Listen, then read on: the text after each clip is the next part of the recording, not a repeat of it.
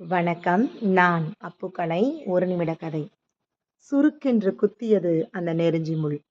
நெருஞ்சி முள்ளை எடுத்து சாலையில் இருந்த மற்றொரு புறத்தில் போட்டுவிட்டு தலையில் இருந்த சும்மாடை கீழே இறக்கினாள் அன்னம்.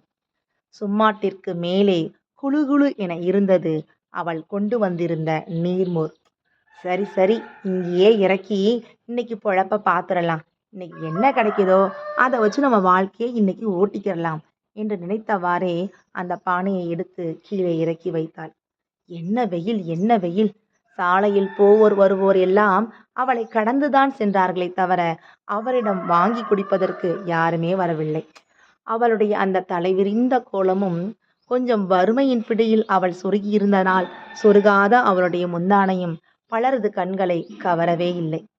சாயங்காலம் வரை அவள் அப்படியே அமர்ந்திருக்க மெல்ல வந்தார் ஒரு தாத்தா. அம்மா, தாகமா இருக்கு, எதனாச்சும் தாமா என்று கேட்க அந்த பானையில் இருந்த பாதி மோரையும் எடுத்து ஊற்றி ஊற்றி கொடுத்தாள். அதற்கு பின் வந்த அந்த மற்ற இரு வறியவர்களுக்கும் இவளே எடுத்து அதை கொடுத்தாள். என்னடா பொழப்பு இது!